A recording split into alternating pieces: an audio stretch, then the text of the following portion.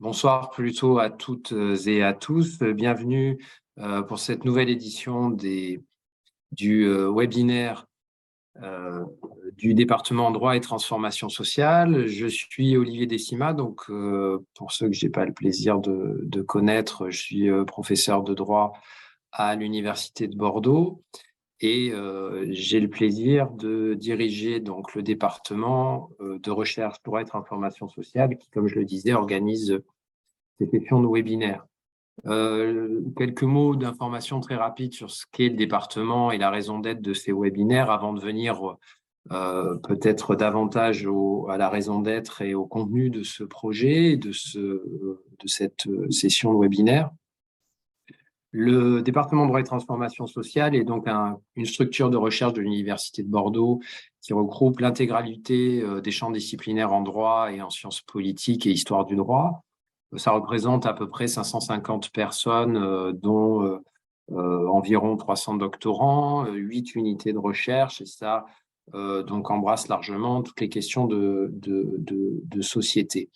Le département œuvre pour développer une recherche qui soit la plus ouverte possible, la plus citoyenne possible et la plus pluridisciplinaire possible. Et c'est la raison pour laquelle, depuis maintenant un peu plus d'un an, nous avons installé ces webinaires dont le but est de favoriser, comme on disait avant, la vulgarisation, maintenant on dirait davantage la diffusion socio-économique du savoir académique en mettant des chercheurs et des chercheuses en lien avec le plus large public pour répondre à des questions de société, essentiellement des questions d'actualité.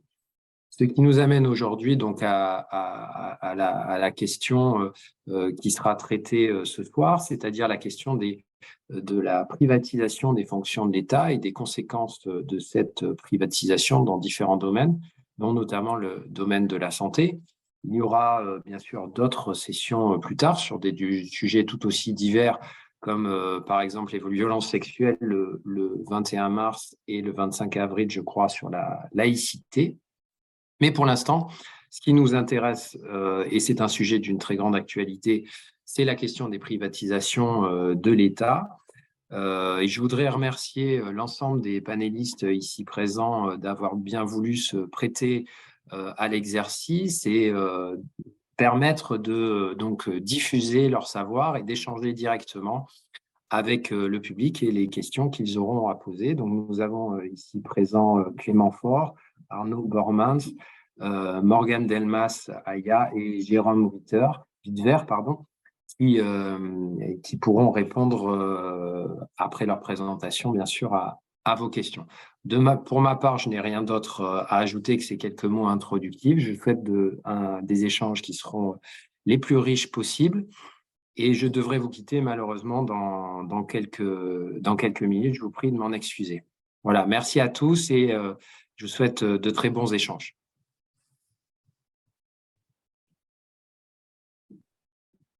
Merci beaucoup, Olivier. Donc, c'est à mon tour de prendre la main. Donc, je me présente, je suis Clémence Faure, je suis chargée d'animation scientifique à l'Université de Bordeaux. Et c'est donc moi qui va avoir la lourde charge de modérer ce webinaire de ce soir, qui porte, comme vous l'a précisé Olivier, sur la privatisation des fonctions, de certaines en tout cas, fonctions de l'État. C'est-à-dire, si je reformule, c'est que l'objectif principal de notre webinaire sera finalement d'interroger les enjeux inhérents à la sous-traitance et à l'externalisation de certains services publics et de certaines fonctions de l'État, dont notamment des fonctions régaliennes. Et donc, on va se pencher en particulier sur 3 domaines, la santé, l'éducation et enfin la sécurité nationale.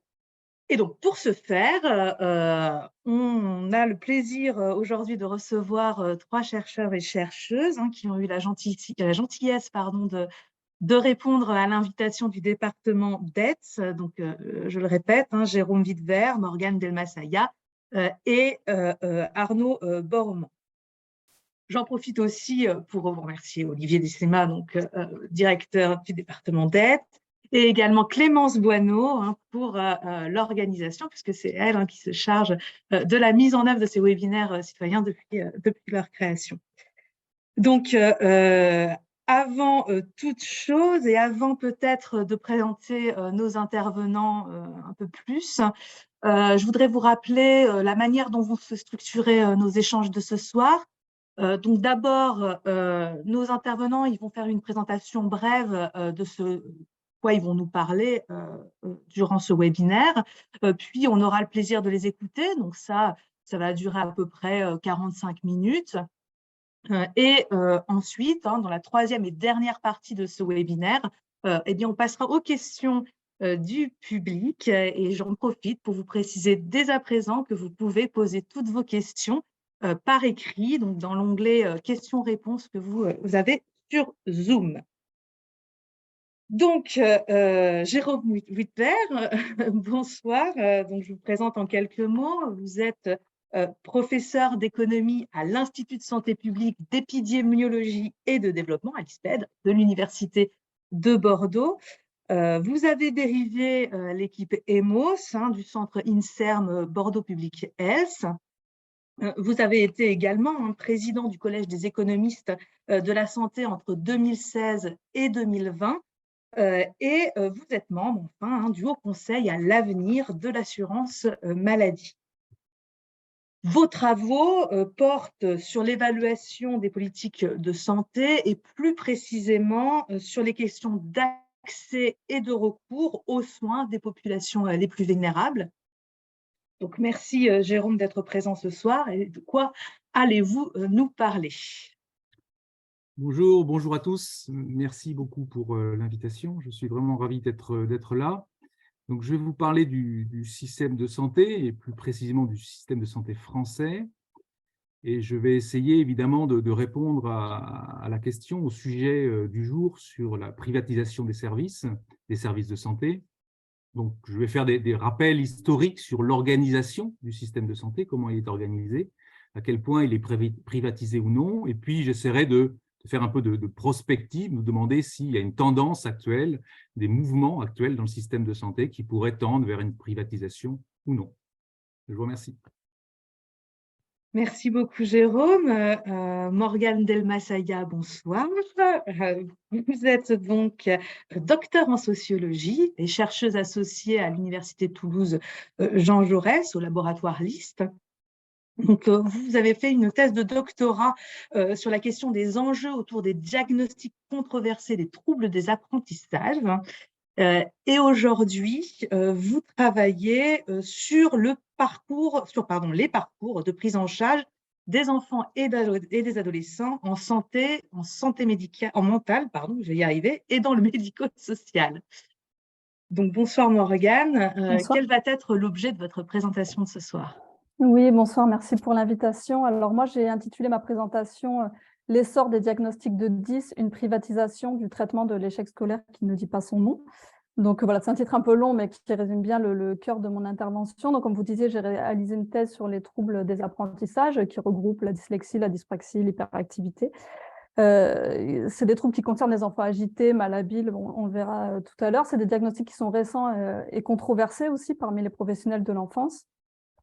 Les sociologues, en général, parlent de médicalisation de l'échec scolaire quand ils parlent de ces troubles-là, car ces enfants qui sont en difficulté à l'école sont pris en charge en dehors de l'école par des professionnels de santé. Moi, ce que j'ai constaté dans mon travail, c'est que ces professionnels de santé faisaient un travail de remédiation scolaire avec les enfants, donc un certain travail pédagogique. Donc, plutôt qu'une médicalisation des enfants, c'est plutôt un travail scolaire qui est réalisé à l'extérieur de l'école par des acteurs de santé, mais qui sont aussi des acteurs privés, des acteurs installés en libéral. Donc voilà, c'est de cette manière-là que je parle de privatisation d'un service scolaire qui est celui de l'aide aux enfants en difficulté. Et cette privatisation a des effets, et c'est ce que je vous propose de voir dans cette communication. D'une part, les raisons historiques de cet état de fait, de cette privatisation, et d'autre part, de voir les effets de cette privatisation voilà, sur les inégalités sociales face à l'école en particulier.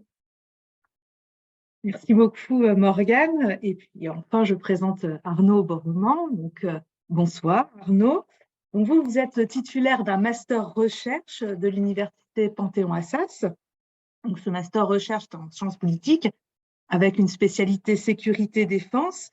Et vous êtes aussi titulaire d'un master professionnel en sécurité internationale, que vous avez passé à Sciences Po. Et vous êtes actuellement donc attaché d'administration en disponibilité, ce qui vous permet d'être doctorant à l'Université Bordeaux-Montaigne. Et vous êtes rattaché donc à l'Institut de recherche Montesquieu de l'Université de Bordeaux. Votre projet de thèse, il porte sur les sociétés militaires privées états-uniennes. Et donc, même question qu'aux autres intervenants, Arnaud, de quoi allez-vous nous parler ce soir? Bonsoir à vous toutes et à vous tous. Merci pour l'invitation. Je précise que si mon sujet de thèse porte sur les sociétés militaires privées états-uniennes, ou SMP, c'est un angle très particulier de l'enjeu plus vaste de la privatisation de la sécurité et de la défense, pour plusieurs raisons. Je vais donc m'émanciper de cette seule approche des SMP états-uniennes, même si cette focale va nécessairement influencer ma présentation de la question de la sous-traitance de la sécurité et de la défense en France. Je vous propose de déterminer en quoi l'approche de la France est singulière face à cette perspective de sous-traiter ses activités, en se caractérisant par une forte réticence motivée par une injonction idéologique de loyauté et une considération opérationnelle de contrôle. Puis nous verrons que les tentatives récentes d'ouvrir le marché français ont globalement échoué, à la fois en raison de rapports de force institutionnels et de considérations financières. Enfin, nous nous demanderons s'il serait opportun de relancer ces démarches, de créer un marché français de la sécurité et de la défense, ou si les effets pervers ne seraient pas trop importants pour, au contraire, limiter la sous-traitance dans ces secteurs.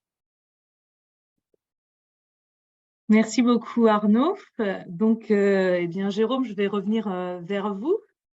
Donc, compte tenu de ce que vous nous avez dit dans votre présentation introductive, finalement, est-ce que l'on ne peut pas considérer que la privatisation du secteur de la santé est finalement en marche? Très bien, merci. Bon, c'est une vaste question. Je vais y répondre un peu de manière détournée, pas frontalement, en revenant sur l'organisation de notre système de santé, puisque l'État y joue un rôle particulier. Le système de santé n'est pas directement, les services de santé ne sont pas directement administrés, organisés par l'État. L'État a un rôle de régulateur historiquement dans le système de santé. Et vous savez tous, et l'actualité est là pour nous le rappeler, que la médecine, en tous les cas la médecine de ville, est une médecine libérale. Et elle est une médecine libérale depuis, j'ai envie de dire, depuis la naissance du système de santé, même avant la sécurité sociale de 1945. Donc c'est une médecine libérale. Alors, donc on peut dire d'une certaine façon privée, hein, au sens où les médecins en exercice libéral sont évidemment le choix de l'installation, le choix de leur activité, et très largement. Donc ça, c'est un préalable. Il faut avoir en tête que les services de soins, l'offre de soins, en tous les cas l'offre de soins en ville, est une offre libérale, et les intenses négociations, les âpres négociations du moment entre les médecins libéraux et l'assurance maladie est là pour nous le rappeler encore une fois. Alors, concernant l'hôpital, l'offre de soins hospitalière, les choses sont évidemment un petit peu différentes, mais je tenais à rappeler aussi que jusqu'aux réformes Debré, du début des années 60, les médecins exerçaient à l'hôpital public de manière libérale, comme ça se fait aujourd'hui dans le secteur privé, c'est-à-dire que à l'origine également, l'exercice de la médecine, même en établissement public, était un exercice libéral. Et la transformation du service public hospitalier est relativement récente, puisqu'elle date de ces grandes réformes Michel Debré qui ont profondément réorganisé l'offre de soins hospitalière en France, puisqu'aujourd'hui, il y a bien une fonction hospitalière, une fonction publique hospitalière. Et donc, en ce sens, l'État est directement responsable, on va dire, de l'offre de soins hospitalière. Donc, premier point sur l'offre de soins, on a bien une offre de soins qui est, j'ai envie de dire, originellement, historiquement, une offre libérale, donc non directement contrôlée, mais simplement régulée par l'État, évidemment, qui a des grands pouvoirs, notamment en termes d'autorisation, de certification, de délivrance des diplômes, qui sont évidemment des fonctions régulatrices très fortes vis-à-vis de l'offre, mais l'offre reste malgré tout assez largement libérale. Alors, pour revenir sur la fonction hospitalière, il y a évidemment une fonction publique hospitalière, mais il y a également un secteur privé hospitalier. Un secteur privé hospitalier. Alors, j'y reviendrai peut-être tout à l'heure à la fin de ma présentation, mais ce secteur privé hospitalier, il a lui aussi toujours existé. Il représente une part relativement importante, puisque c'est entre, on va dire, entre 20 et 50% de l'activité en fonction du type d'activité. Par exemple, c'est 50% de la chirurgie ambulatoire, c'est-à-dire la chirurgie sans séjour, sans nuitée. Donc, ça représente, dans certains secteurs, une part importante de l'offre de soins hospitalière. Dans d'autres secteurs hospitaliers, l'offre privée est beaucoup moins présente. Donc, l'offre privée est présente, elle est présente de longue date et elle s'organise vraiment en coordination avec l'offre publique, puis évidemment les agences régionales de santé, qui sont le bras armé de l'État, pour faire simple dans les régions, a un rôle d'organisation de l'offre de soins et donc d'autorisation, de certification des établissements. Mais on voit là encore que l'État est là en régulateur et pas directement en offreur de soins, si ce n'est par la fonction publique hospitalière. Voilà pour l'offre de soins. On voit que le panorama est assez compliqué et il reflète une évolution historique de notre système de soins. Je reviendrai à la fin sur est-ce qu'il y a une tendance, une évolution particulière vers plus ou moins de privatisation. Je me permettrai d'y revenir en conclusion. Je voulais commencer simplement par dresser un panorama. Concernant maintenant le financement des soins. Concernant le financement des soins, là aussi, la position de l'État est très particulière, puisque les soins ne sont pas financés par l'État directement, elles sont financées par l'assurance maladie. Vous savez que l'assurance maladie est une structure privée, indépendante de l'État, même s'il y a des liens évidemment de régulation très forts, très étroits. Ça reste très fort dans notre système de santé, cette indépendance de l'assurance maladie, qui est une des caisses originelles de sécurité sociale, et qui est donc indépendante et de droit privé. Alors, donc ça c'est le premier point. Donc, le financement, là encore, il est indirectement contrôlé par l'État ou régulé par l'État. Je vais vous donner quelques chiffres. Aujourd'hui, l'assurance maladie obligatoire finance 80% des consommations de soins. Donc, 80% des consommations de soins sont financées par l'assurance maladie. Donc, on a une assurance maladie qui finance une grande partie des consommations de soins et qui finance jusqu'à plus de 90% des consommations à l'hôpital. Donc, l'assurance maladie a une place, ce n'est pas pour vous surprendre, j'en suis sûr, une place absolument prépondérante dans le financement des consommations de soins en France. Donc, c'est un acteur privé, mais unique, extrêmement régulé. On n'a pas le choix, on est obligé de cotiser et tout le monde est couvert en France. On pourra y revenir sur le tout le monde est couvert, mais pour faire très simple et très rapide, aujourd'hui, on va dire la couverture, on est obligé de cotiser et on est tous couverts.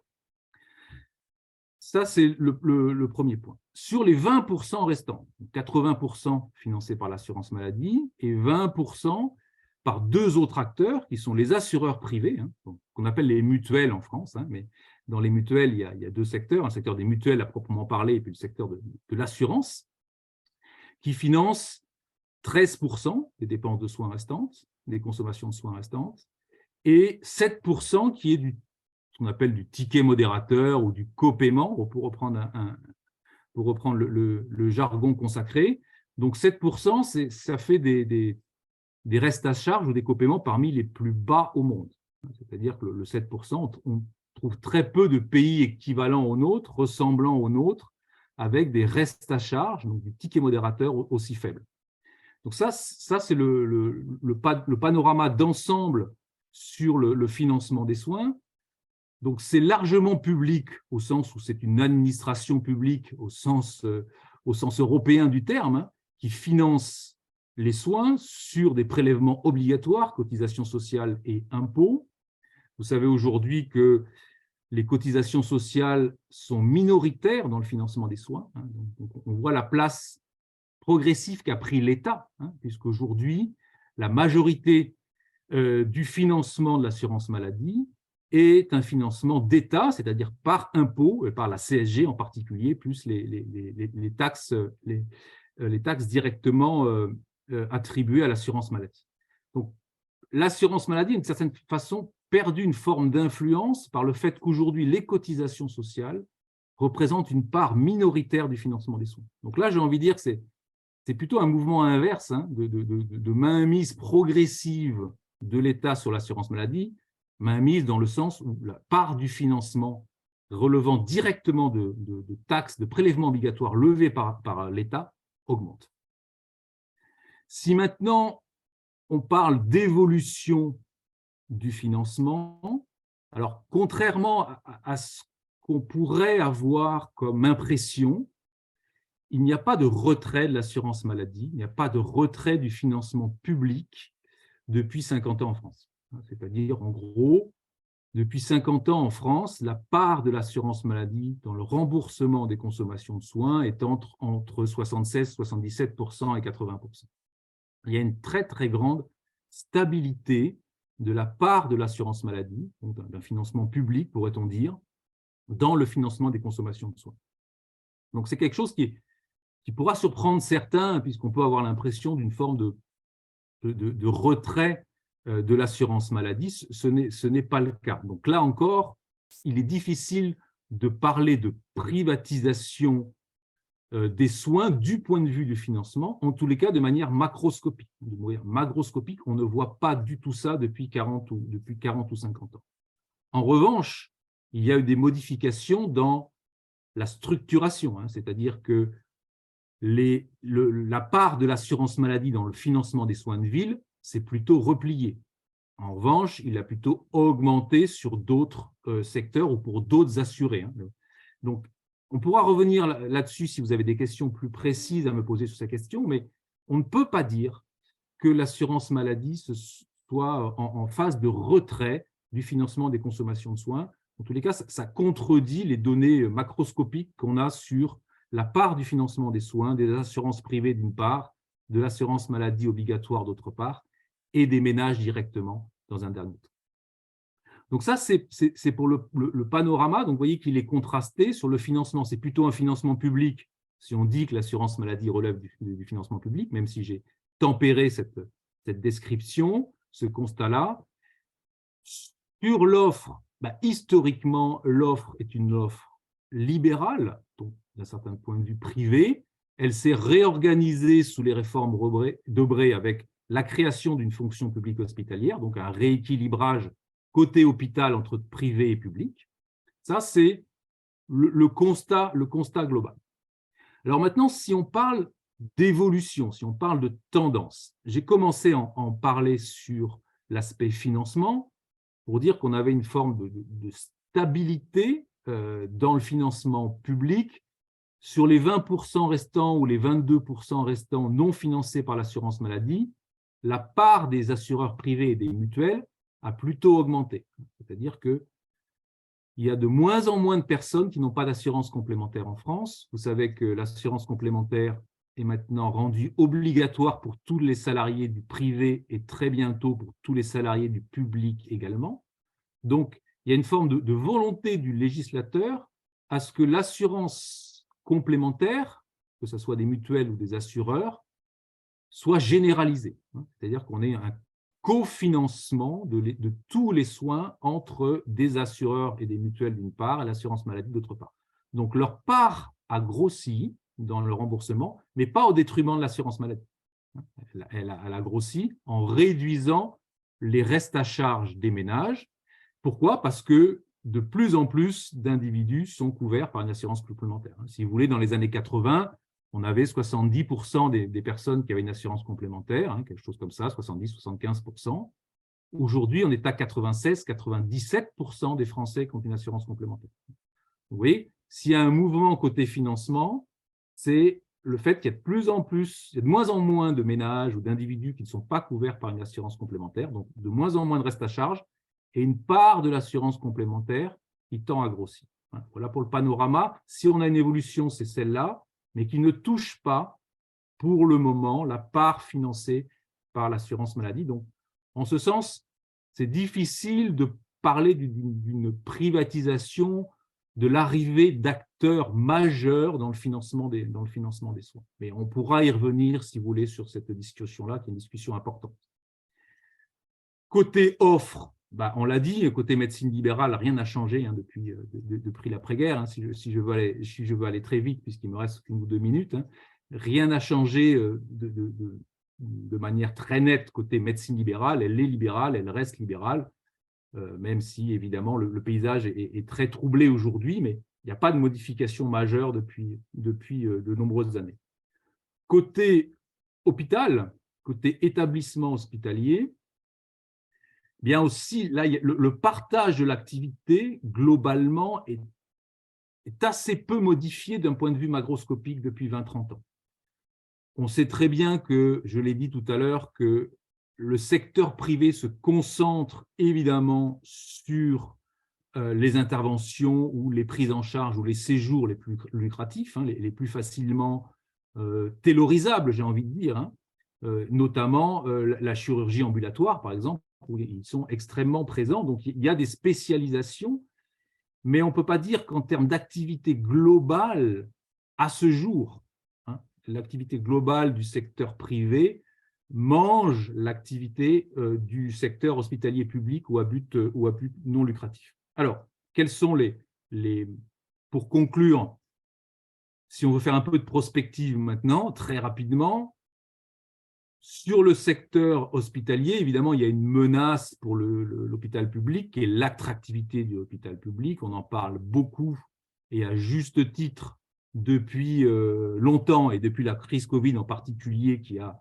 soulevé les difficultés, qui a mis au premier plan les difficultés de l'hôpital public. Donc là, il y a un problème d'attractivité pour le personnel soignant en particulier, médecins, mais pas que médecins, infirmiers aussi, bien entendu. Et donc là, il y a un possible danger, si on juge que c'est un danger, de repli de l'hôpital public. Et évidemment, la nature a peur du vide et du fait que le secteur privé prenne une place plus importante. Ce n'est pas ce qu'on constate depuis 20-30 ans, mais aujourd'hui, on est face à une difficulté telle à l'hôpital public qu'on peut imaginer que cette tendance-là. Mais pour l'instant, c'est de la prospective. L'autre lieu, si j'ose dire, où pourrait intervenir le secteur privé, c'est l'organisation des soins de la médecine de ville. Puisque, on le dit beaucoup, vous l'avez peut-être entendu, qu'un des enjeux majeurs du système de santé, c'est gérer des maladies chroniques longues et des maladies chroniques sur la durée. C'est des organisations des soins complexes qui demandent des grandes coordinations entre les services hospitaliers, les services médico-sociaux et les différents professionnels de santé. Et donc, il y a une nécessité de coordination. Le régulateur cherche à organiser cette offre de soins de ville, mais il y a des acteurs privés qui ont un savoir-faire, des acteurs privés internationaux notamment, qui ont un savoir-faire dans l'organisation des soins, notamment de premier recours, de ville, et qui pourraient, mais c'est encore une fois la prospective, même s'il y a quelques expériences à droite et à gauche, qui pourraient imposer leur savoir-faire et donc prendre une place beaucoup plus importante qu'ils n'ont aujourd'hui dans l'organisation des soins de premier recours, puisque la médecine libérale en France a beaucoup de mal,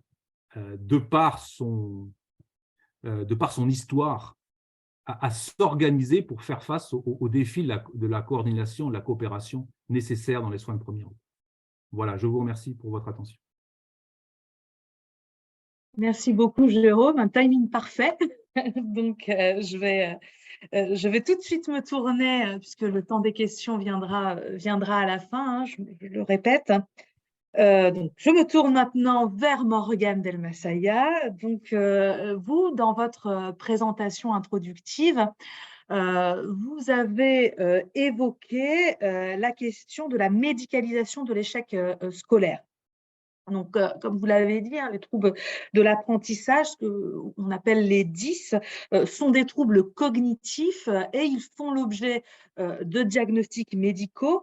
Et donc, de ce point de vue-là, et pour commencer, est-ce que finalement, vous ne pourriez pas revenir sur et expliciter les liens qu'il y a entre ces diagnostics et l'école? Oui, bien sûr, pour votre question. Donc, ce sont des diagnostics médicaux, la dyslexie, l'hyperactivité, etc. C'est vrai. Mais ce sont aussi, selon moi et d'autres sociologues qui ont travaillé sur ces sujets, des pathologies scolaires, car ils sont étroitement liés à l'école et ce, de plusieurs façons.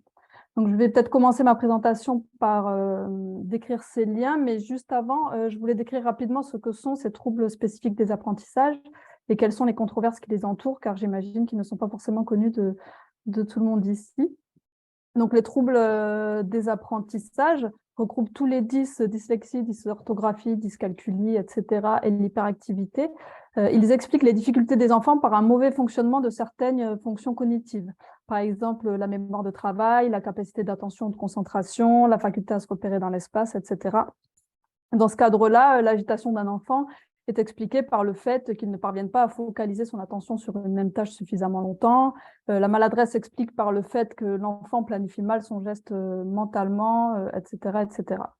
Donc, les spécialistes des sciences cognitives se proposent de rééduquer ces fonctions cognitives défaillantes pour améliorer les performances des enfants. Et ce qu'ils défendent, ces spécialistes, c'est l'idée que ces enfants 10 sont des enfants avec une intelligence normale, qu'ils n'ont pas de problème éducatif par ailleurs, mais qu'ils sont nés avec des petits bugs techniques, en somme, qu'on peut essayer de corriger ou à défaut de prendre en compte. Moi, ce qui m'a poussé à travailler sur ce sujet, ce sont les controverses professionnelles autour de ce diagnostic. Certains professionnels poussent au diagnostic précoce de ces troubles qui étaient avant méconnus pour le bien-être des enfants. D'autres, à l'inverse, s'inquiètent de l'explosion de ce diagnostic en disant que c'est une mauvaise lecture des difficultés infantiles. Eux voient plutôt leurs problématiques comme des enfants qui ont des conflits psychiques, qui ne veulent pas s'investir dans les apprentissages et il faudra en comprendre la raison. Ils parlent aussi de milieux familiaux carencés qui n'ont pas les armes intellectuelles et psychiques nécessaires pour que l'enfant rentre dans les apprentissages. Donc moi, en tant que sociologue, je n'ai pas cherché à trancher ces débats, mais j'ai voulu comprendre quels étaient les enjeux derrière et j'ai en particulier cherché à comprendre comment ces enfants circulaient entre ces différentes expertises, donc dans ce marché professionnel de l'enfance en difficulté où plusieurs spécialistes se font concurrence. Donc je reviens maintenant à la question de Clémence qui m'a été posée sur les liens entre ce diagnostic et l'école. Donc effectivement, les médecins parlent de troubles des apprentissages et non des apprentissages scolaires en particulier. Mais quand on regarde les usages des diagnostics, les raisons pour lesquelles on va les chercher et à quelle occasion on les fait valoir, on se rend compte que l'école est partout. D'abord, quand on retrace des parcours d'enfants avec les parents, on se rend compte que c'est l'école qui repère très vite ces enfants comme en difficulté ou en décalage, et ce par rapport à des normes scolaires de comportement et d'apprentissage. Souvent, c'est dès l'école maternelle que ces enfants posent problème ou questions. Par exemple, on a le profil de l'enfant agité qui gêne le déroulé des activités. On a à l'inverse le profil de l'enfant trop mou qui est lent ou peu dégourdi, des enfants qui manient mal les outils scolaires, qui ne savent pas coller, colorier sans déborder, tracer les formes demandées, voilà. Donc en somme, ce sont des enfants qui font des productions scolaires jugées pauvres. Donc ce sont des caractéristiques que n'avaient pas forcément relevées les parents avant l'école. Elles peuvent exister en dehors de l'école, mais elles n'inquiétaient pas les parents. Et c'est vraiment pour répondre aux inquiétudes de l'école que les parents vont commencer à entreprendre des démarches pour savoir ce qu'a leur enfant, pour définir le problème et pour le traiter. L'école est vraiment le point de départ des démarches diagnostiques. Et par la suite, les séances de rééducation sont aussi tournées vers les apprentissages scolaires. Et enfin, les usages parentaux des diagnostics sont aussi tournés vers l'école. Par exemple, les parents vont faire valoir une dyslexie pour contrer une proposition de redoublement ou une orientation dans une filière scolaire qu'ils jugent peu qualifiante, comme une filière professionnelle ou l'éducation spécialisée. Donc voilà, c'est vraiment pour toutes ces raisons qu'on parle de pathologie scolaire. Les difficultés des enfants sont vraiment définies par rapport aux exigences scolaires et la scolarité est l'enjeu des prises en charge. Pourtant, donc, si les troubles des apprentissages sont un problème scolaire avant tout, ils vont paradoxalement être diagnostiqués et traités en dehors de l'école par des acteurs privés et c'est ça qui va nous questionner aujourd'hui. Donc à partir de là, je voulais vous présenter mon plan de l'intervention qui est en 3 points principaux que je vous montre. Oui, en fait, mon diaporama se limite à ce plan. Voilà, il n'y aura pas d'autres slides. Donc, dans un premier temps, je voulais revenir sur les raisons historiques qui ont amené à cette privatisation. Ah, excusez-moi. Voilà. Ensuite, je voulais faire un point pour montrer qu'il n'est pas équivalent qu'un service soit rendu par une institution publique ou par des acteurs privés. Et enfin, nous verrons quels sont les effets de cette privatisation que j'ai nommée privatisation silencieuse. Donc voilà, dans un premier temps, je voulais revenir sur l'essor de ces diagnostics de troubles des apprentissages qui sont le fruit de travaux de recherche faits par les sciences neurocognitives. Ces sciences neurocognitives, elles regroupent un ensemble de disciplines qui s'intéressent au cerveau et à la pensée humaine. Elles se développent de façon précurseur aux États-Unis dans les années 70 et les tenants de cette approche forgent vraiment l'idée que c'est le cerveau qui est la clé de compréhension de l'être humain, de ses problèmes individuels, mais aussi de problèmes sociaux. En étudiant le cerveau et en agissant dessus, ils aspirent à répondre à des problèmes aussi larges que les maladies mentales, mais aussi la violence urbaine, la consommation de drogue, les violences conjugales, etc. Donc, ils portent un projet ambitieux, c'est celui d'améliorer la vie humaine sur la planète, améliorer le bien-être de l'homme, mais aussi améliorer ses performances. Et c'est aussi en creux une volonté de maximiser le potentiel de chaque individu qui émerge. Rapidement, ces chercheurs en sciences neurocognitives se tournent vers les enfants, car les enfants apparaissent pour un public idéal pour saisir la genèse de ces processus cognitifs, puisqu'ils sont encore en construction. Ces chercheurs s'intéressent alors naturellement au processus d'apprentissage et en particulier aux enfants qui ont des difficultés d'apprentissage. Ils tentent de cibler, de comprendre les mécanismes cognitifs à l'œuvre dans ce que n'arrivent pas à faire les enfants. Donc c'est ici que se forgeront et se consolideront les diagnostics de troubles des apprentissages.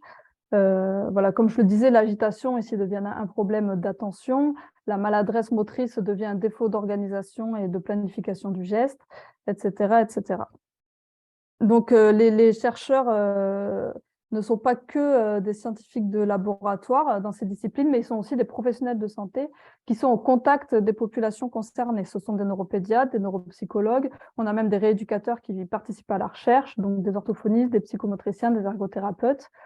Donc, tous ces acteurs-là investissent peu à peu le marché de la difficulté scolaire et ils viennent enrichir l'offre en proposant de rééduquer, les fonctions cognitives des enfants. Donc, c'est cette nouvelle offre qui s'installe.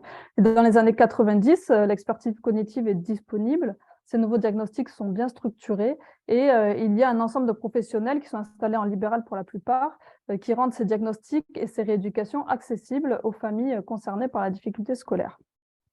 Donc à ce stade, on peut dire qu'une nouvelle grille de lecture de l'échec scolaire est forgée par les acteurs de la santé. On ne peut pas encore parler de privatisation, mais c'est une première étape. Et parce que pour comprendre le succès de ces diagnostics, leur développement massif, il faut aussi regarder les politiques scolaires qui, ces dernières décennies, ont favorisé l'externalisation de la prise en charge de la difficulté scolaire, c'est-à-dire la prise en charge de l'échec scolaire par des acteurs extérieurs à l'école. Parce qu'en effet, si les spécialistes des sciences neurocognitives prêtent de la place dans le traitement de la difficulté scolaire, c'est aussi parce que l'éducation nationale, ou en tout cas sa haute administration, leur laisse de la place. Donc les ministères de l'éducation nationale et de la santé ont longtemps été en concurrence sur le terrain des enfants en difficulté, depuis d'ailleurs la création de l'école obligatoire fin 19e. Mais depuis les années 80-90, on observe une évolution des politiques scolaires qui remodèlent complètement la lutte contre l'échec scolaire et la place de chacun dans cette lutte. C'est en particulier deux évolutions importantes des politiques scolaires qu'on observe.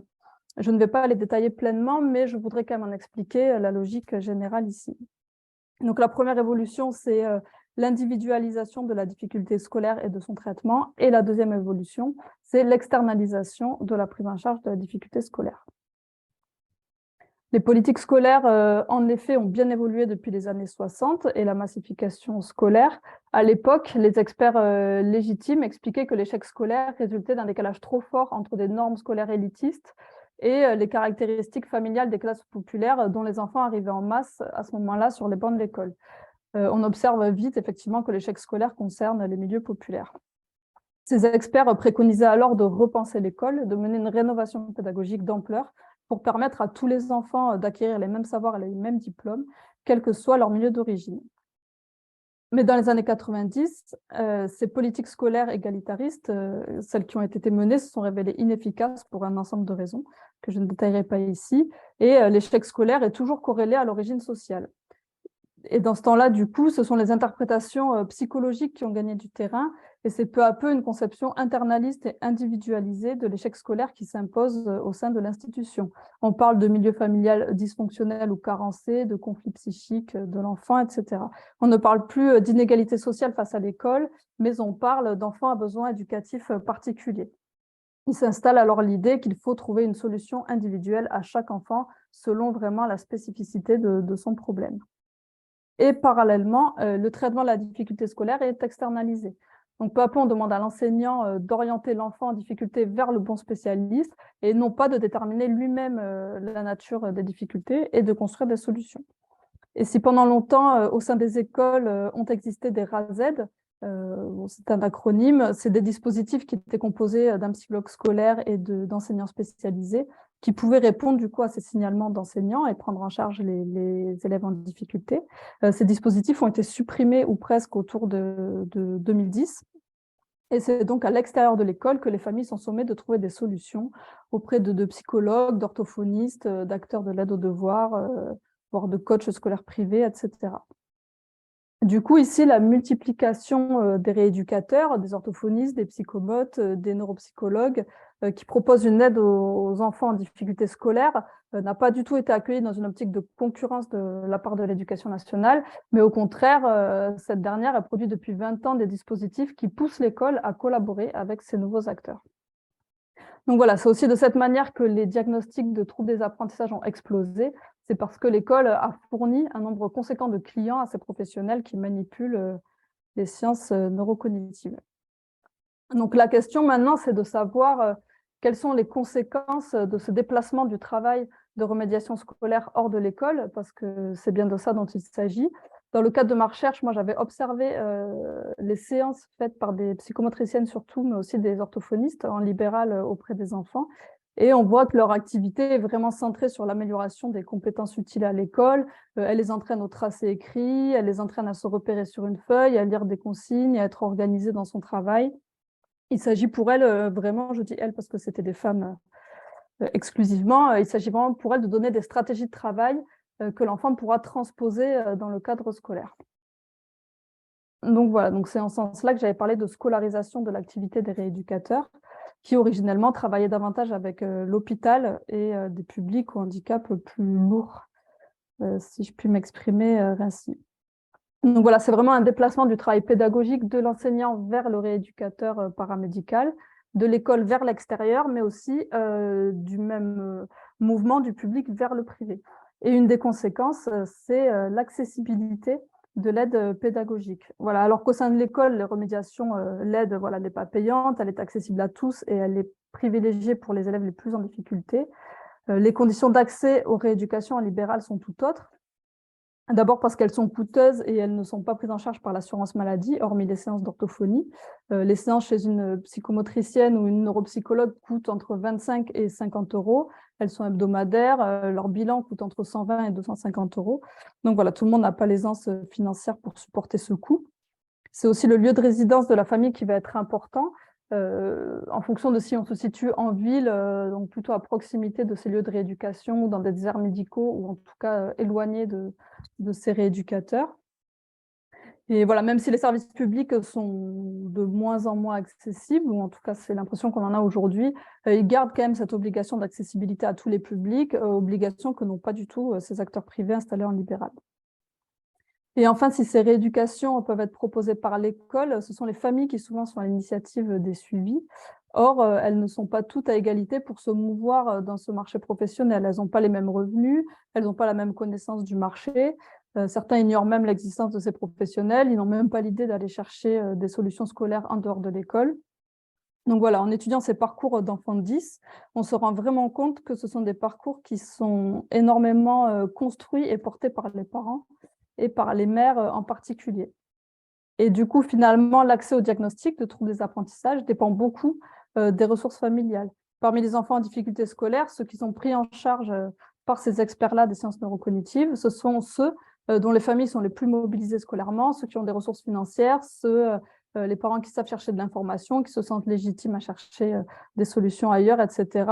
Et tout ça, c'est un peu l'apanage des classes moyennes et supérieures Et effectivement, les enquêtes statistiques sur les populations d'enfants dyslexiques et hyperactifs montrent que ceux-ci appartiennent très majoritairement aux classes moyennes et surtout que les classes populaires et les fractions les plus précarisées des classes populaires sont exclues de ces diagnostics, alors que pourtant, ils forment la grande majorité des élèves en difficulté scolaire. Donc ça ne s'explique pas par la nature des difficultés scolaires, qui seraient différentes dans les milieux populaires ou les milieux favorisés, mais bien par l'accessibilité des diagnostics. Donc le fait que ces expertises neurocognitives, elles soient développées dans des réseaux de prise en charge en libéral, en dehors de l'école, coûteux, etc., ça a vraiment participé à exclure les enfants des classes populaires de ces diagnostics et de ce type de prise en charge. Et c'est pour ça que c'est vraiment intéressant de regarder les fondements institutionnels des expertises parce qu'ils conditionnent la disponibilité de l'expertise et au final les populations qui seront concernées. Donc moi, dans ma thèse, je m'étais posé la question de savoir si ces diagnostics participaient à enrayer la mécanique scolaire de reproduction sociale en remettant sur le chemin de l'école des enfants qui s'en éloignaient. Et le travail a montré que l'arrivée de ces expertises de neurocognitives n'a pas du tout atténué la reproduction sociale, mais a plutôt complexifié les inégalités sociales face à l'école, puisque de façon caricaturale, mais pas tant que ça, on voit se dessiner 2 circuits de prise en charge pour les enfants en difficulté. Un circuit pour les enfants des classes populaires, pour qui on considère toujours que l'échec est lié aux carences familiales, à un handicap socio-culturel en somme. Voilà, ces enfants vont être orientés plutôt vers les filières scolaires les moins valorisées. Et de l'autre côté, on a un circuit pour les enfants des classes moyennes et supérieures, dont les parents vont réussir à s'extraire de cette lecture pour imposer une lecture en termes de troubles cognitifs. Et voilà, ces enfants vont réussir à rester dans les filières générales, moyennant certains aménagements scolaires. Et d'ailleurs, même les enseignants eux-mêmes vont plus facilement faire l'hypothèse d'un trouble cognitif pour les enfants de classe moyenne et supérieure plutôt qu'un problème familial. Donc voilà, on observe ainsi une inégalité de traitement de l'échec scolaire selon l'origine sociale de l'enfant. Ce traitement différencié a toujours plus ou moins existé, mais il s'est fortement accentué avec l'arrivée de ces nouveaux spécialistes du cerveau. Et c'est lié vraiment au fait que leur développement s'est construit dans une offre privée. Il aurait pu, par exemple, en être autrement si c'était des pédagogues internes à l'institution scolaire qui s'étaient emparés de ces nouveaux savoirs voilà, sur le cerveau et sur le système cognitif. Est-ce que je suis arrivée au bout de mes 16 minutes? Voilà, bon, je voulais faire une petite fin sur les effets sur le corps enseignant, mais du coup, je vais m'arrêter là. Et je vous remercie pour votre attention. Merci beaucoup, Morgane. Je pense qu'on pourra aussi y revenir peut-être dans les questions. J'en profite d'ailleurs pour rappeler aux participants et participantes à ce webinaire qu'ils ont toute possibilité de cliquer sur l'onglet questions et réponses pour poser toutes les questions qu'ils et elles veulent à nos intervenants et intervenants. Donc, merci encore une fois à Morgane. Je me tourne maintenant vers Arnaud Borremont. Alors, par contre, est-ce que vous pourriez arrêter le partage de l'écran? Comme ça, on va pouvoir voilà, voir Arnaud. Voilà, merci beaucoup, Morgane. Donc, Arnaud, moi, ce que je voulais voir avec vous, c'est qu'on a parlé là des questions de santé, on a parlé des questions d'éducation, et donc avec vous, on va parler en particulier, précisément, des questions de sécurité nationale.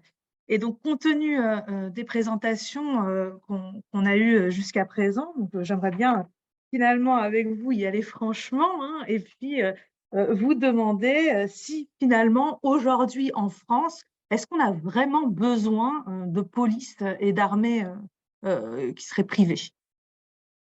Je précise que je me référais pour l'essentiel aux travaux de M. Guillaume Fard, avec son ouvrage de 2016 « Externaliser la sécurité et la défense en France, le cas des partenariats publics-privés » et de Mme Violette Larieux, avec sa thèse doctorale soutenue en 2020, « Externaliser la défense, entre mimétisme marchand et souci de l'État, de soi de l'État, les politiques de restauration et de maintenance aéronautique sous le quinquennat de Nicolas Sarkozy, 2007-2012 ». Monsieur Fard parle d'un paradigme valmésien pour expliquer les réticences du secteur public en France à externaliser, du moins pour les domaines dits régaliens. En effet, l'unité nationale, dans sa conception républicaine, se serait forgée à l'occasion de la bataille de Valmy en 1792, et donc par opposition aux armées de mercenaires ou de féodaux liés au roi. Cette approche se retrouve en droit avec la jurisprudence du Conseil constitutionnel, notamment avec la décision constitutionnelle numéro 86-207 du 26 juin 1986, loi autorisant le gouvernement à prendre diverses mesures d'ordre économique et social, avec son considérant 53. Cette hostilité envers toute perspective de sous-traitance dans ces domaines est aussi liée à une crainte de la trahison, d'autant plus fondée qu'il y a des cas historiques de mercenaires vénaux ou parasitaires.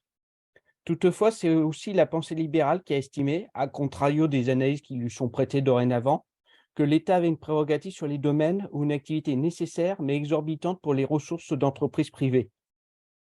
En fait, c'est le New Public Management des néolibéraux qui a vendu la promesse que l'externalisation vers le secteur privé était la panacée pour réduire la dette et le déficit. Cette promotion reposa sur deux affirmations péremptoires dans l'argumentaire. Pas de différence ontologique entre le public et le privé. L'État pourra se recentrer sur la gouvernance en confiant par subsidiarité les prestations aux entreprises. Cette influence idéologique motiva la bascule vers un droit partenarial avec l'ordonnance du 17 juin 2004 sur les contrats de partenariat. Le motif avancé étant une urgence juridique et économique pour pallier aux lacunes déclarées du droit public des affaires. Son article 10 permet même à une entreprise de contractualiser sans passation de marché public ou de mise en concurrence, si elle a une offre spontanée opportune pour les besoins de l'administration publique. Cette démarche fut aussi reprise dans le Livre blanc de la Défense nationale en 2008, puis par les dispositions de la loi de programmation militaire 2009-2014 et de la loi d'orientation pour la sécurité intérieure, la LOPSI 2. Pour comprendre cette évolution, Madame Larieux s'est intéressée à la promotion du New Public Management au sein de la haute fonction publique en France. Elle l'a ainsi illustré avec le cas d'un conseiller pour les affaires économiques, financières et administratives de Michel Alliot-Marie lorsqu'elle était ministre de la Défense. De nombreux témoignages attestent de la valorisation personnelle du dit conseiller par ce travail en faveur de l'externalisation, en dépit de son rôle a priori mineur dans l'équipe rapprochée de la ministre. Lui-même a légitimé cette orientation par l'intérêt de l'État en termes d'équilibre budgétaire et de compte rendu à l'opinion publique, mais il admet aussi l'influence par l'exemple d'autres pays européens où le New Public Management est appliqué. C'est le ministre de la Défense qui finit par imposer le recours à l'économat des armées pour externaliser indirectement après l'élargissement très vaste de ses compétences en 2002. Cette solution permet de maintenir une vraie mainmise du ministère de la Défense, ou MINDEF, sur le processus, même si un représentant des ministères économiques et une personnalité externe jugée opportune, le dernier en date étant l'ex-PDG de Carrefour, était présent à son conseil de direction. In fine, cette structure est montée en puissance grâce à la justification, adossée au New Public Management, de l'agencification, elle-même motivée par l'autonomie managériale. Le New Public Management stipulait des structures les plus indépendantes possibles des ministères pour assurer une gestion objective et non pas politique. Le ministère de la Défense a fait mine d'y répondre favorablement. Néanmoins, les arguments avancés par les acteurs sont d'abord conjoncturels. Le souci de motiver la pérennité de l'économie des armées, qui avait perdu sa raison d'être avec la fermeture des bases en Allemagne, et le caractère direct des dernières campagnes de contractualisation, tout en motivant la nécessité de son expertise pour les négociations précontractuelles. Il s'agissait de trouver un équilibre entre le contrôle du processus par le MINDEF et le rejet de la responsabilité politique à ce maître d'ouvrage délégué. Il faut bien prendre en considération la civilianisation des armées au début des années 2000. Avec la disparition des appelés, le nombre de militaires baisse donc moins en termes d'effectifs qu'en raison des postes occupés et surtout de la présence grandissante de civils sur les bases. Les militaires tentent alors une approche via une production doctrinale ou même à ambition académique via des groupes de réflexion. Puis, à partir de 2009 et du fait de la RGPP, la part des civils augmente au sein du MINDEF. Face aux appréciations du politique, notamment avec le livre blanc de la Défense pour prolonger ce mouvement, les militaires décident de l'accepter tout en réaffirmant la prédominance de leur culture propre et surtout de la hiérarchie militaire sur les administrateurs civils en leur sein. Jusque-là, nous n'avons donc pas encore d'opposition frontale à la perspective d'externaliser au sein des armées. Comment cette opposition s'est-elle levée? Cela tient d'abord au caractère flou du cœur régalien du secteur public, en dépit de sa caractérisation par la doctrine, ce qui allait autoriser une compréhension extensive du dit cœur par les opposants à toute externalisation. Dans le cas spécifique du recours à des sociétés militaires privées, nous retrouvons une crainte historique de la France de perdre sa prérogative régalienne de manière pérenne. Le souci des autorités est de pouvoir contrôler le processus de sous-traitance et l'action effective du prestataire après commande. Il y a aussi l'appréhension que les personnels civils posent des contraintes en termes de droit de grève, par exemple. Ensuite, nous avons l'échec opérationnel de l'ordonnance sur les contrats de partenariat, puisque seulement 6 contrats furent passés par le MINDEF, dont celui pour la construction du site Ballard avec Césafre, et un seul pour le ministère de l'Intérieur au MINIT, en 11 ans. Tout cela a amené à un sentiment d'échec qui a limité le champ de ce marché du partenariat, même si l'essentiel demeure. Globalité, paiement différé, partage des risques. Au-delà de la résistance culturelle des militaires, soucieux de maîtriser les processus dont ils dépendent, il y a l'absence de doctrine claire et de structures pleinement dédiées de la part des décideurs publics, qui soulignent la compatibilité de ces démarches avec le cycle court du quinquennat. De plus, nous avons le risque de détournement et surtout de défaussement des acteurs privés pour en tirer une manne à court terme sur les données publiques. Du moins, ce fut l'analyse de la Cour des comptes en 2011 sur les limites de l'externalisation et surtout sur les pertes à moyen terme des acteurs publics, notamment en termes de savoir-faire. En 2016, une dizaine de sociétés françaises se disputent le secteur des entreprises de sécurité, de services de sécurité et de défense, ESSD, pour un chiffre d'affaires moyen annuel d'à peine 3 millions d'euros, en raison de l'absence de contrats publics massifs en mesure de soutenir les prestataires français et de leur permettre de se développer. La première société est Riskenco, soutenue par le fonds d'investissement Latour Capital, par ses activités annexes de conseil ou d'intelligence économique et par le marché international. Ces prestations de sécurisation des biens et des personnes sont très majoritairement à l'étranger, au bénéfice d'une majorité de clients privés et de quelques ministères étrangers. L'une des rares ESSD françaises qui aurait pu se développer comme vrai sous-traitant pour le gouvernement était le groupe Galis, qui n'a existé que de 2007 à 2014. Près de 45% de ses contrats étaient avec les autorités publiques françaises, grâce notamment à son expertise en contre-piraterie maritime. Quant aux entreprises de sécurité privée, ESP, nous constatons aussi une atomisation du secteur avec en 2016 plus de 160 000 agents et où Securitas n'a que 25% des parts du marché alors que c'est la première ESP implantée en France.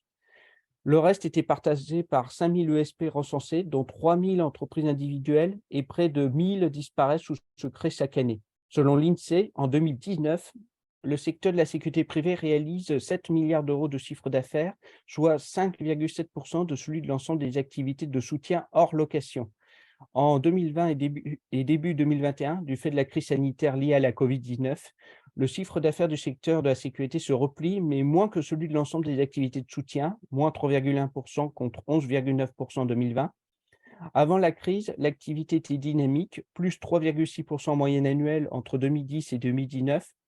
Le taux de marge du secteur demeure faible, 6,9% en 2019 contre 9,2% dans l'ensemble des activités de soutien, ne progressant presque pas depuis 2010. Plus de la moitié du chiffre d'affaires est réalisé par les entreprises de taille intermédiaire et par les grandes entreprises.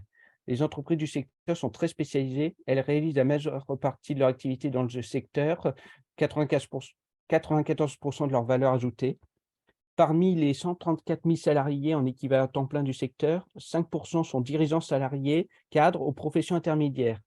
Le salaire horaire brut moyen est inférieur à celui de l'ensemble des activités de soutien, 13,6 € contre 15 €. Cet échec de l'externalisation par l'initiative spontanée, comme à l'article 10 de l'ordonnance du 17 juin 2004, est représentatif des difficultés des ESD en France. Nous pouvons l'illustrer par le cas de Vitru Defense and Security, une société créée par un ancien officier supérieur de l'armée de terre sur ses fonds propres. Cette société était très modeste en termes de masse financière. Elle commença au prodiguant de l'ingénierie de sécurité à des clients privés avant de tenter de monter en puissance. À cette fin, elle assailla le marché des externalisations par le recours, jusque-là très marginal et même inédit, à l'initiative spontanée, notamment sur des prestations aéronautiques. Elle cherchait à dépasser les exigences normalement attendues pour un sous-traitant en termes d'expertise, de masse salariale pérenne sur un projet et d'engagement financier. 2 initiatives spontanées furent déposées ainsi auprès du MINDEF et du MINIT, suivant une stratégie prudente de ne pas heurter le sens du régalien en visant des prestations éloignées des cœurs de métier et des opérations extérieures. Il s'agissait de la formation et de l'entraînement en métropole, notamment pour l'aéronautique, après s'être référé aux analyses des parlementaires et des corps d'inspection de l'administration d'État. Néanmoins, l'épilogue de leur démarche fut négatif et cela les surprit. Ils croyaient au succès de leur dossier en raison de l'instruction du 7 février 2012 par le secrétariat général des armées qui acte l'insertion de l'initiative spontanée dans le cadre des marchés publics et implique l'application des mêmes règles, dont la mise en concurrence. Toutefois, ils avaient sous-estimé l'hostilité persistante de l'état-major de l'armée de terre à ce format, comme leur opposition à l'initiative de Nexter et de Thales en 2013 l'avait démontré. De plus, des défis plus structurels étaient en jeu, tels que le formalisme des essences avec une personne morale de droit public, mais aussi l'inégalité en raison des prérogatives régaliennes et plus largement des considérations politiques de l'autre partie. Plus largement, en dépit de propos lignifiants des politiques, notamment du ministre de la Défense, à propos de la main conservée sur le processus, les militaires se sont inquiétés de la réforme, en raison d'un souci culturel du contrôle que les externalisations semblaient menacer. Le chef d'état-major des armées semblait en accord avec la réforme, mais restait en retrait, alors que les officiers étaient ouvertement hostiles, comme la tribune dans la presse au nom de Surcouf l'a illustré. Le reste de la hiérarchie a évidemment suivi. Dès lors, les militaires ont décidé de se réapproprier la réforme pour pouvoir la paramétrer selon leur ethos, leur sensibilité institutionnelle, et clairement délimiter ainsi le champ tolérable pour eux de l'externalisation. Un débat s'engage alors avec les hauts fonctionnaires sur la définition du cœur de métier, l'attention des militaires étant d'y inclure les fonctions logistiques en raison de la souveraineté requise dans la projection des forces. Aussi, la doctrine militaire sur le sujet requiert un fort pilotage des externalisations et une capacité de réversibilité, ce qui implique de privilégier les externalisations de complément sur celles de remplacement. Il faut prendre aussi en considération le rôle des syndicats civils du MINDEF face à une externalisation qui les menaçait bien plus en termes de ratio que les militaires. La récit du mouvement d'opposition syndicale s'explique parce qu'il consista majoritairement en de la négociation plutôt que de la contestation frontale. L'espoir des syndicats était d'influencer la réforme avant de la valider ou même de la promouvoir, en se positionnant préalablement comme experts ou techniciens. Cette critique de la militarisation abusive des postes, à contre-courant du discours officiel du MINDEF, amena paradoxalement les syndicats des personnels civils à rejoindre les militaires dans leur défiance envers l'externalisation. Le discours consista effectivement à affirmer qu'il n'y en avait nul besoin dès lors que des civils en résie pouvaient procéder aux missions. De plus, un discrédit pesait dès a priori sur cette réforme, comme s'étant effectué sans négociation préalable avec les syndicats. Le MINDEF fut historiquement méfiant vers le recours au ESSD, notamment en raison de la loi de 1983 contre le recours au mercenariat. Néanmoins, un souci tardif a émergé entre 2011 et 2012 de disposer d'un réseau de prestataires solides afin de décharger les armées de missions secondaires trop chronophages, telles que la protection des ressortissants à l'étranger, des navires de fret et éventuellement des ambassades. En parallèle, nous avons un recours historique mais non conceptualisé du MINIT à des sous-traitants pour des projets plus ou moins modestes, à l'exception notable de l'externalisation de la flotte aérienne de la Direction générale de la sécurité civile à Sabna Technics. Le MINIT a repris la main tardivement avec le CNAPS, le Conseil national des activités de sécurité privée, et en co-élaborant le concept de coproduction de sécurité élargie, ce qui l'a amené à encourager le recours au ESP, même si cela se cantonne à des contrats modestes en termes économiques et que Securitas, entreprise suédoise, est surclasse les prestataires français. Je partage ici avec vous la conclusion de M. Guillaume Fard, comme quoi le développement des ESSD a connu une occasion manquée du fait d'une défiance institutionnelle et d'un manque de stratégie opérationnelle.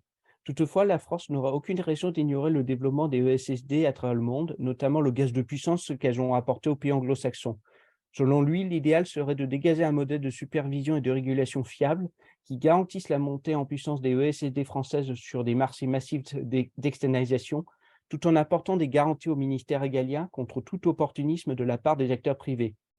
J'amène votre attention pour conclure sur le constat de Madame Violette Larieux quant au rapport de force qui a déjà conditionné et qui sera donc déterminant pour toute évolution ultérieure du secteur. Rapport de force dans lequel les syndicats auront un rôle majeur. Lors des tentatives d'externaliser les activités du MINDEF sous la présidence de Nicolas Sarkozy, une tentative de passer outre les réticences fut un programme d'accompagnement des reclassements des agents publics dont les missions seraient déléguées.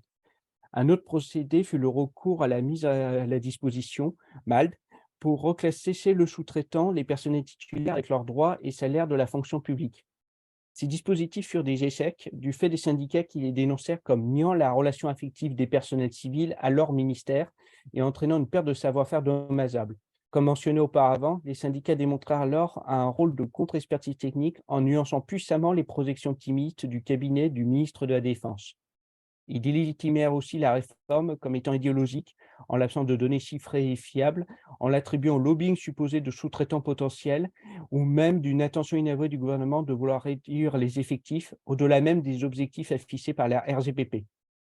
Le recul du gouvernement sur ce dossier a quand même requis en parallèle des intimidations des syndicats lors des réunions avec des pressions ad hominem ou en agitant le risque d'un scandale, comme avec les vagues de suicides alors récentes à France Télévisions.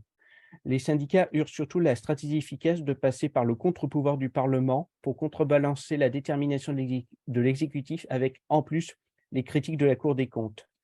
Pour conclure, je pense que l'externalisation des secteurs de la sécurité et de la défense en France est bloquée de manière pérenne. Le MINIT peut peut-être initier une évolution à moyen terme avec le recours à des agences de sécurité privées pour les prochains Jeux olympiques, mais rien dans les déclarations du ministre n'a détaillé une évolution du format juridique.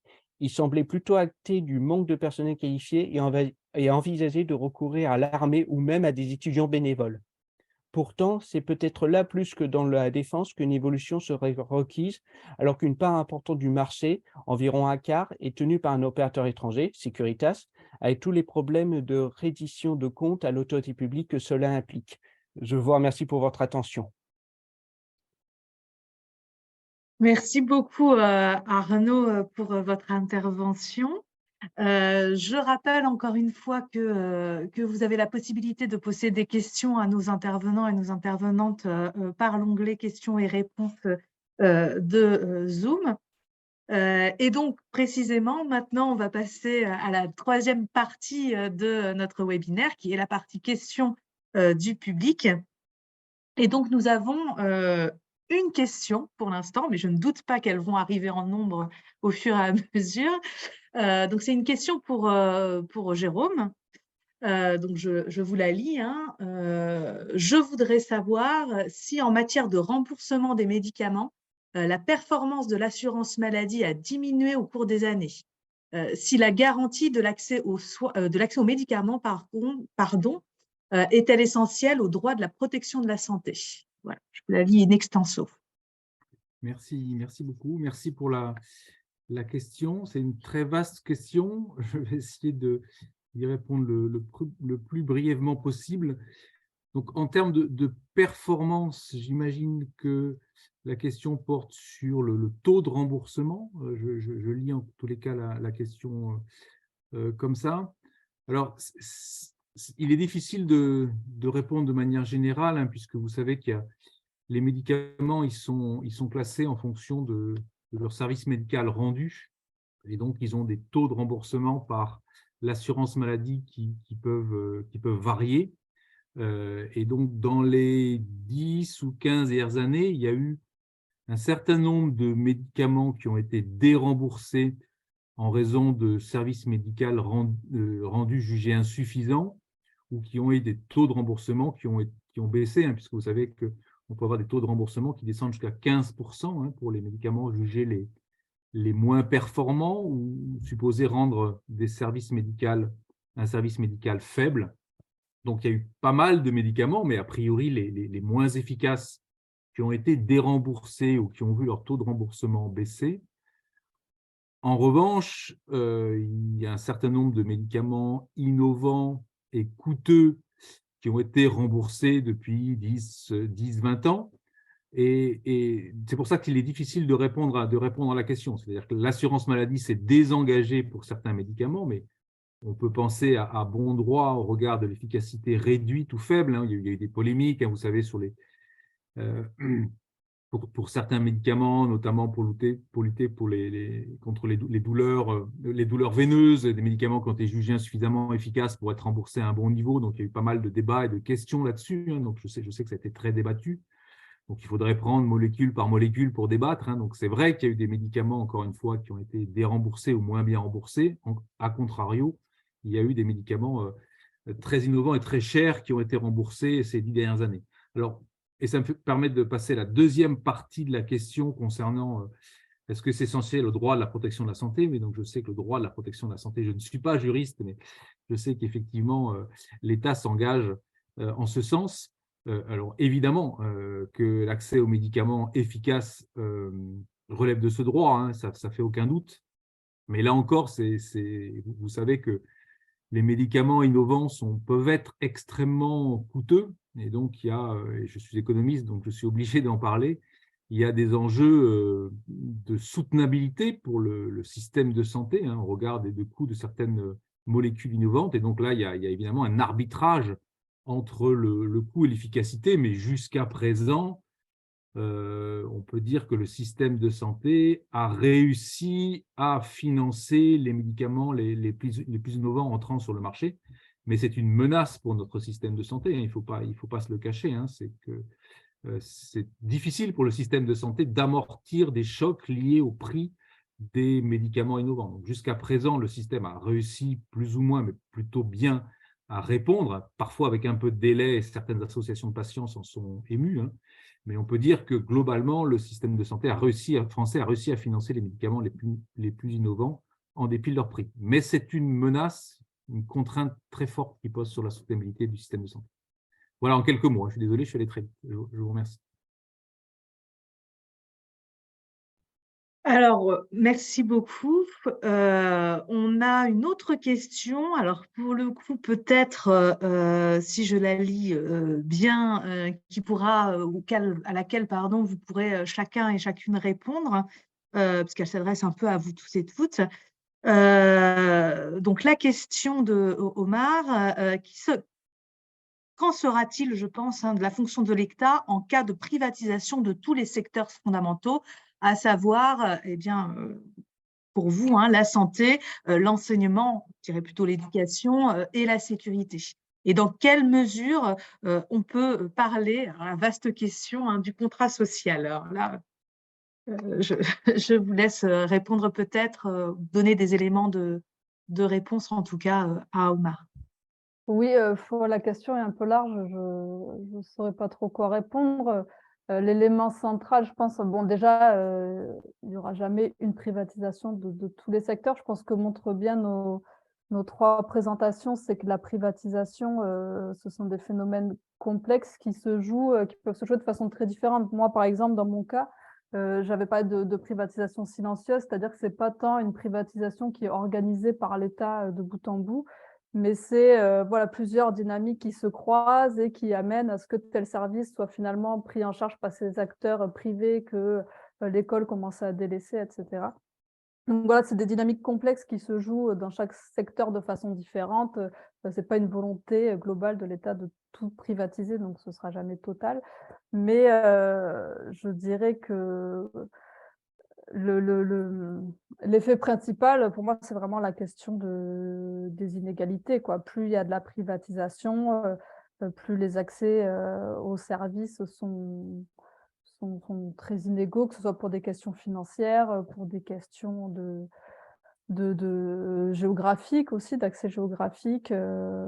Voilà, c'est sur la question de la santé. On le voit, vous parlez du secteur libéral qui a du mal à se coordonner, à répondre aux besoins, etc. Le fait que des médecins, par exemple, s'installent où ils veulent, il y a des déserts médicaux. Enfin voilà, moins il y a d'État et plus il y a des inégalités sociales, territoriales, économiques. Donc voilà, c'est de cette manière-là que je pourrais répondre à votre question. Oui, je rebondis donc, et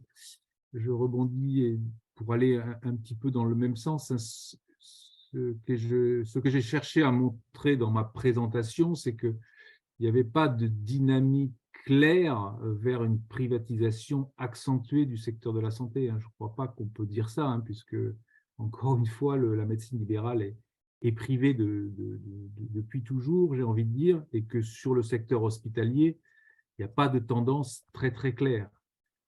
Et donc, je ne pense pas non plus qu'il y ait de volonté de l'État ou des acteurs du système de santé en général pour une plus grande privatisation. Après, il y a des questions, et je l'évoquais à l'instant à propos des médicaments, des questions de soutenabilité, hein, économique, puisque ce sont des services qui sont financés, je l'ai dit, pour la santé, essentiellement par des fonds publics, donc par des prélèvements obligatoires, que ce soit des impôts ou des cotisations sociales, et qu'il y a une question qui se pose sur la capacité de l'État en général à soutenir des dépenses très élevées, ça veut dire des impôts très élevés. Donc là, il y a une question de soutenabilité, certainement de partage un peu inévitable entre le secteur public et le secteur privé. D'ailleurs, il y a beaucoup de questions là-dessus, hein, je crois, aujourd'hui, entre un peu l'incapacité de l'État, hein, que l'État est un peu rendu incapable du fait de ces très nombreux engagements et de la difficulté de dégager des moyens pour des investissements dans tel ou tel secteur. Donc, la question du partage entre le public et le privé, il est un peu, il est toujours là. Hein, il est toujours là parce que cette contrainte macroéconomique de soutenabilité, hein, liée à la part des dépenses, à la part des prélèvements obligatoires, elle est présente. Mais encore une fois, il n'y a pas, et je rejoins complètement Morgane, dans le secteur de la santé, il n'y a pas de mouvement très, très clair, hein, très net vers une forme de privatisation accentuée. Juste pour répondre sur la sécurité et la défense, effectivement, là aussi, il n'y a pas de mouvement en France vers une banalisation des externalisations. Les tentatives, il y a quelques années, ont globalement échoué et ont calmé ce genre d'ardeur.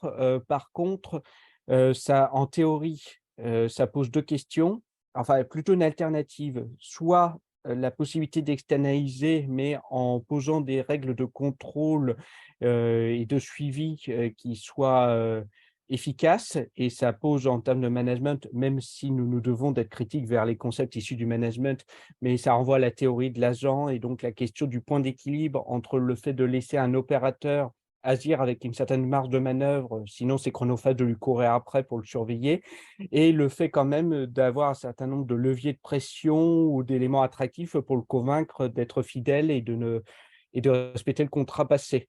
Et il y a un autre point que j'aimerais soulever, c'était une notion qui m'intéresse de plus en plus dans le cadre de ma thèse, c'est la question du néo-féodalisme, c'est-à-dire dans quelle mesure l'externalisation, comme dans le secteur de la sécurité et de la défense qui m'intéresse, ne risque pas d'induire l'éclatement de l'intérêt général représenté par l'État euh, en plusieurs réseaux d'intérêt en fonction de la proximité entre telle et telle entreprise et tel groupe de hauts fonctionnaires ou de responsables élus. Et c'est un phénomène qui s'applique surtout dans le cas états-unien, en sachant que les auteurs qui ont conçu le terme, qui ont conceptualisé le phénomène, le plaquent surtout sur d'autres secteurs, même s'ils en parlent aussi des SMP, mais de manière marginale. Merci Arnaud. Alors, pour le coup, nous avons une autre question qui s'adresse à vous, Arnaud. Donc, je la restitue. Est-il possible de privatiser un secteur aussi stratégique de l'État lié à sa souveraineté, aux opérateurs privés? Je ne la prenais pas spécifiquement pour moi parce que à ce rythme-là, je pense aussi que l'hôpital ou l'éducation nationale peuvent être aussi considérés comme stratégiques. Mais bon, ça, c'est mon point de vue. Le mien aussi, mais je pense que la question s'adressait particulièrement à vous sur les questions de souveraineté nationale, je pense. Pour répondre à la question d'El Barkawi, le truc, je vous présente mes excuses. La Comme je l'ai dit, certains l'envisagent. Monsieur Fard, dont j'ai mentionné le travail, s'interroge à la fin de son ouvrage sur la possibilité de le faire, en disant que ça serait quand même dommage de passer à côté des marges de manœuvre que cela permet d'accorder à un État-nation comme ça l'a accordé aux États-Unis d'Amérique. Néanmoins, je me pose la question s'il n'y a pas surtout une considération de priorité. Est-ce que c'est ma conclusion? Je me demande en quelle mesure ce n'est pas tellement les ESSD dont la France aurait besoin de prime abord, mais surtout de développer à la rigueur le secteur des ESSP. Parce que, comme je le mentionnais, c'est un secteur très éclaté et même si on peut estimer que ce n'est pas opportun non plus de donner trop de prérogatives, de déléguer trop de prestations à ces entreprises, se pose quand même la question, sur un marché où le premier prestataire est un prestataire étranger, et j'y pensais d'autant plus que j'ai une expérience personnelle à ce sujet. C'est que, fonctionnaire d'État, j'ai vu Securitas assurer la sécurité de nuit dans nos locaux, et je ne dis pas que c'est mauvais en soi, mais je dois admettre que j'ai été surpris, que je me suis posé la question de est-ce qu'il y a un retour d'expérience? Quelles sont les procédures? C'est pas moi qui m'en occupais par définition, mais dans quelle mesure on est sûr que le prestataire fait sérieusement son travail, qu'il ne risque pas d'abuser de sa position et ainsi de suite?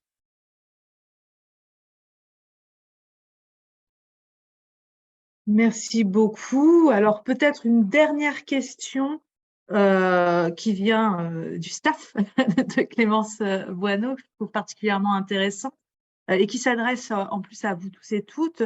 C'était de savoir si finalement, enfin, plutôt quelles étaient les tendances dans les autres pays, parce qu'on a beaucoup parlé de la France. Alors, sauf vous, Arnaud, vous avez parlé un peu des États-Unis, mais voilà, comment on pourrait comparer sur ces questions-là ce qui se passe ailleurs, quoi. Je veux bien commencer très, très rapidement sur le secteur de la santé. Donc, l'organisation des systèmes de santé est vraiment très, très différente d'un pays à l'autre, même en Europe.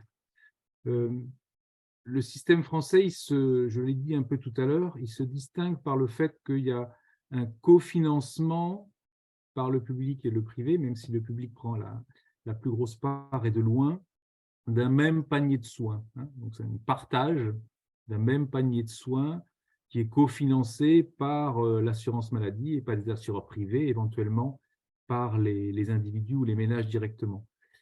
Les organisations dans les autres pays sont souvent différentes, c'est-à-dire qu'il y a un secteur privé d'offres de soins privés qui est financé par des assureurs privés et un secteur public qui est financé par une assurance publique ou des assurances publiques obligatoires. Donc, il y a une forme de séparation du marché. Le cas peut-être le plus emblématique, c'est l'Allemagne, un des pays qui est proche du nôtre, où les ménages, à partir d'un certain niveau de revenus, peuvent décider de quitter l'assurance maladie obligatoire pour une assurance privée qui leur donne le droit d'accéder à une offre de soins privés ou à des services spécifiques dans des établissements publics. Donc, c'est plutôt ce type de distinction qui est fait, donc une forme de, nous, ce qu'on appellerait en France la médecine à deux vitesses, voilà, qui est institutionnalisée dans un certain nombre de pays avec deux secteurs séparés financés différemment. Donc, nous, on est dans une situation un peu particulière de ce point de vue-là, avec un cofinancement public-privé d'un même panier de soins qui peut être parfois délivré par le secteur privé en libéral, mais même dans le secteur hospitalier qui est partagé entre le public et le privé. Bon, voilà, donc on est dans un mode d'organisation particulier et tout ça est une question d'équilibre. On le voit bien, et je ne vais pas être trop long, mais on le voit bien que dans le secteur hospitalier, il y a une forme d'équilibre qui tient malgré tout depuis, qui est en grande difficulté, mais qui tient quand même, qui est une fonction publique hospitalière avec une forme de prestige, d'intérêt professionnel très fort et un secteur privé plus centré sur le lucratif avec des spécialisations différentes. Et il y a une forme d'équilibre qui s'est créée et qui tient plus ou moins. Mais ça reste fragile, ce sont des systèmes complexes, fragiles, qui peuvent évoluer. Donc, chaque système évolue différemment. On ne peut pas dire qu'il y ait d'évolution vers la privatisation, mais il reste une tension forte qui est que les nouvelles prises en charge, les nouvelles thérapeutiques peuvent être très coûteuses et que c'est toujours difficile pour un système public de financer des thérapeutiques très coûteuses. Donc, il y a une pression qui est la pression du coût de la prise en charge et évidemment qui met une pression forte sur les systèmes publics, quel que soit leur mode d'organisation.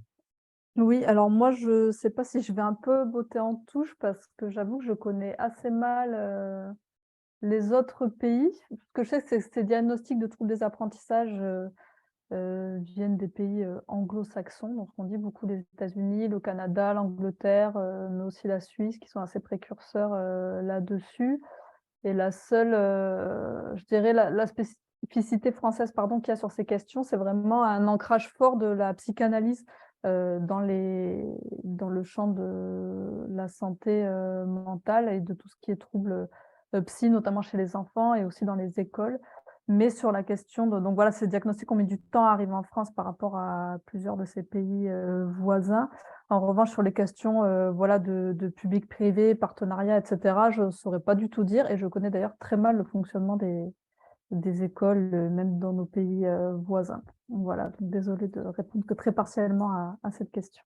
Juste pour décrire très sommairement la situation internationale qui est très éclatée, il y a les pays qui, comme la France, interdisent strictement les activités enfin qui assimilent au mercenariat donc tout ce qui est prestations directes impliquant la force létale et donc les sociétés qui font les ESSD se contentent généralement de l'ingénierie de sécurité, enfin des prestations tierces et ne s'aventurent pas à faire, ce genre de choses, à part dans le cas très particulier de la contre-piraterie maritime, puisque la loi l'a exceptionnellement autorisé en 2012-2013 par rapport à ce qui se passait au large de la Somalie. Et puis, il y a aussi tout le cas des pays plus ou moins fragiles politiquement qui ne peuvent pas se permettre d'autoriser ce genre de société sur, leur sol. Ça reviendrait à cautionner la création de milices.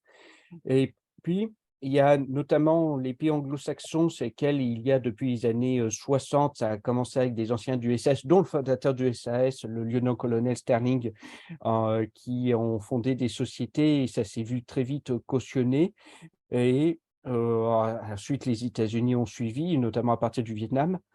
Et ce sont des secteurs, qui se sont très largement développés, notamment depuis la fin de la guerre froide, dès lors que les appareils d'État étaient dans une logique d'engranger les dividendes de la paix et n'étaient plus très motivés pour investir, dans des armées régaliennes lourdes, massives et ainsi de suite et donc qui coûtaient de l'argent. Et par ailleurs, il y a un certain nombre de puissances régionales, ou même de puissances qui prétendent rivaliser avec les États-Unis, qui ont développé ce secteur un peu pour, dans une logique de le faire suite, et notamment il y a 2 cas particuliers. Il y a la République populaire de Chine qui clairement développe son propre secteur des ESSD dans une logique d'accompagner, sa stratégie des nouvelles routes de la soie et donc de sécuriser, ses infrastructures, le long de ces routes d'approvisionnement commercial sans impliquer directement son armée régulière et donc, prendre le risque d'être engagé directement dans un conflit.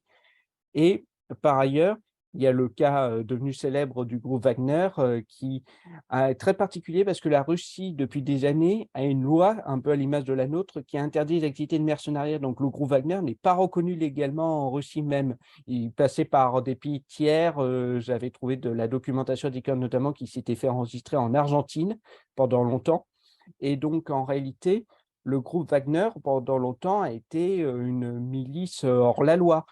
Et c'est certainement en train de changer avec le contexte du conflit en Ukraine, puisque nous voyons que très clairement, l'État russe a arrêté de faire des simagrées et de donner l'illusion que Wagner agissait indépendamment de lui. Merci beaucoup à vous trois. Donc, merci à tous et toutes, hein. Je m'emploie maintenant à conclure ce webinaire. Je voudrais encore une fois remercier chaleureusement donc, nos trois intervenants, donc Jérôme Viver, Morgane Delmasaya et Arnaud Borremand. Maud Borremand, d'ailleurs, je tiens à le préciser, qui était à l'origine de cette idée de webinaire. Je voudrais également encore remercier et féliciter Clémence Boineau et la direction de DETS pour ce webinaire et ces webinaires d'une manière générale qui sont vraiment très bien et très utiles. Enfin, je voudrais aussi remercier le public pour sa présence. Je voudrais aussi vous dire que vous pouvez suivre toute l'actualité du département droit et transformation sociale sur les réseaux sociaux, hein. Le département a un Twitter, un LinkedIn. Vous pouvez évidemment aussi aller sur la chaîne YouTube du département pour visionner certains des webinaires citoyens qui se sont déjà passés, qui ont déjà eu lieu. Et donc, vous trouverez toutes les informations de connexion dans le chat, si vous le désirez, si vous désirez vous aller voir, hein, les jeter un œil. Il y a un site aussi hein, du département d'ETS. Je profite aussi de cette conclusion pour faire un point agenda, hein. Olivier Décimal l'avait peut-être un peu fait au début, mais je le rappelle un peu plus en détail. Donc, le prochain webinaire citoyen de DETS, il aura lieu le 21 mars prochain à 18h30. Et donc, il aura pour thème la question des violences sexuelles, quelle répression et quels soins pour les auteurs. Donc là, nous aurons le plaisir d'entendre Florent Cochez, hein, psychiatre à Charles Perrin, Grace Logel, qui est doctorante à l'ISCJ, Nous aurons également Laurence Le Turmy, qui est professeur de droit privé à l'Université de Poitiers. Et enfin, Frédéric Portery, qui est procureur de la République à Bordeaux. Il y aura un deuxième webinaire, c'est toute une série, le 25 avril prochain, donc également à 18h30, sur le thème cette fois de la laïcité. Et là interviendront Cécile Castin et Sylvain Niquège, donc de l'Institut Léon Duguy, et également le référent laïcité de l'Académie de Bordeaux. Voilà, donc Clémence Boineau vous donnera toutes les informations utiles pour participer à l'un ou l'autre, voire les deux webinaires prochains de DETS. Voilà, eh bien, écoutez, je vous remercie beaucoup et puis bonne soirée à tous et à toutes.